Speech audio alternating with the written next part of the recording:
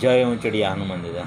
મિત્રો, એકવાર એક ભાઈ છે જે મોટી ચોરીના ગુનામાં આવે છે અને એને ફાંસીની સજા આપવામાં આવે છે। તો ફાંસીની સજા આપવાને 24 કલાકની વાર હોય છે, તો એને છેલ્લે એની એક જે તક આપવામાં આવે છે કે તારી છેલ્લી ઈચ્છા હોય એ બોલ એમ। તો એ ભાઈ કહે છે કે મારે મારી માને મળવું છે।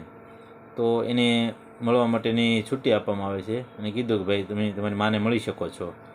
તો એની મમ્મીને ત્યાં લાવવામાં આવે છે અને કીધું ભાઈ તમે તમારી માને મળી લો। તો ભાઈ જે છે જય દોડી અને એની માને નાકે બચકું ભરી જાય છે।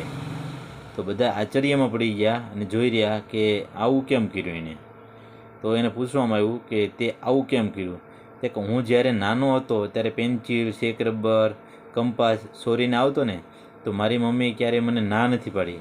તું એમ કહેતી કે સારું થયું લે બેટા લાવ્યો તે, આપણે પેન્સિલ લાવવી નહીં પડે, સારું થયું બેટા તું ઇરેઝર લાવ્યો, ચેક રબર લાવ્યો, આપણે લાવવું નહીં પડે, એટલે મને ક્યારેય ના નથી પાડી। એટલે હું એક પછી એક ચોરી કરતો ગયો, નાનામાંથી મોટી ચોરી કરતો ગયો અને મોટી ચોરીને અંતે મારે આજે આ ફાંસીના માસડે ચડવાનું આવ્યું છે। તો એની જવાબદાર હું મારી માને માનું છું, એટલે મેં એને બચકું ભર્યું। તો મિત્રો, જ્યારે પણ આપણો છોકરો કોઈ પણ જાતના આઉટલાઇન હોય તો તરત જ એને એ ટોકવો અથવા ટૂંકમાં એને ત્યાંથી વાળવો એ આપણા માતા પિતાની પવિત્ર ફરજ બને છે। જય શ્રી રામ।